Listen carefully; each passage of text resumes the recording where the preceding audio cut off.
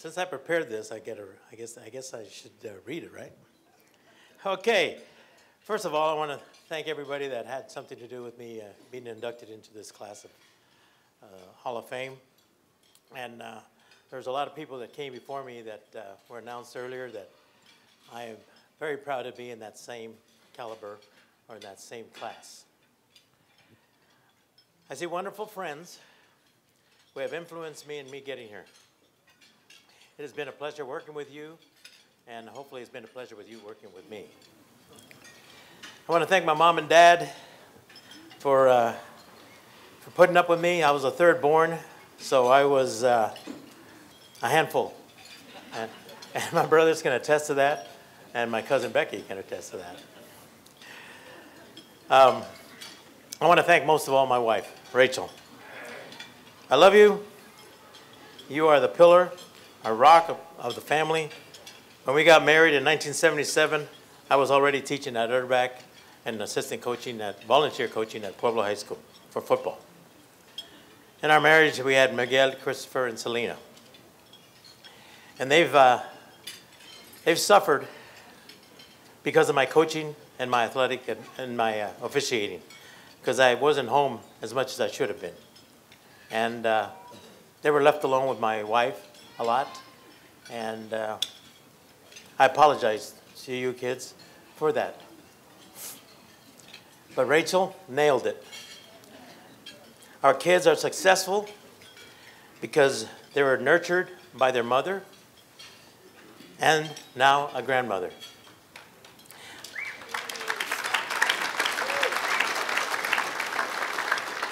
Our children got college degrees, and they married good spouses. Christopher married Lacey, Miguel Ali, and Selena Justin. And how did I get to officiating? Well, I was watching a football game, and I said, you know what, I like to do that. So when I got to school one day, I asked Barry Roberts, I said, what do you do to become an official? And he gave me the information, and I applied to the AIA, and then the following year I was accepted, or I got to work some games. And then I went to Choya, and I became the athletic director there. And hoping that I could spend more time at home did not happen because I became the AD at Choya. And then the opportunity came for me to be a football official. I applied to the Pac-10 and many letters, and finally I had an interview, and I was accepted. But then the only problem I had was that I would have to leave school on Fridays. So I went to I discussed the situation with my principal, Tom Scarborough, and his question was, how was I going to manage the home game management responsibilities? How was I going to continue my athletic director's job? And then I said, I have a plan. I approached our department chair at Choya High School, PE department chair, Joni Pabst, who's here today, and what she thought. I told her, I said, I have a dilemma, Joni. If you would be willing to take over my responsibilities for Friday night games, maybe I could continue doing this. Maybe I can do this. And she agreed.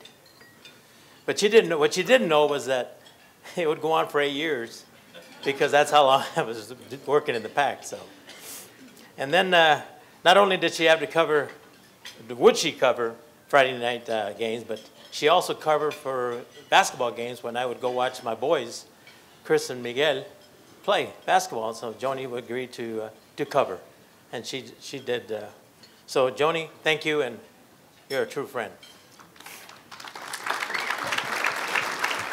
Football officiating has become my passion, and there are times when Rachel and family and friends would accompany me to games. And that's what I enjoyed the most, having family and friends there. But when my college career came to an end, I went back to high school and got to work football games with my brother Dickie, my son Christopher, my good friend Frank Camparano, now deceased, and Octavio, my cousin Octavio Sotelo. And we were nicknamed the Raza Riders. Some things come to man who wait, and some things come to man who seeks them out. And some things seek the man. My son Christopher is now working in the Lone Star Conference, among other conferences, doing some football. I am thankful for the years I've had, and I pray I honored God and I made good use of the life and body that He gave me. Amen. Congratulations, Harry.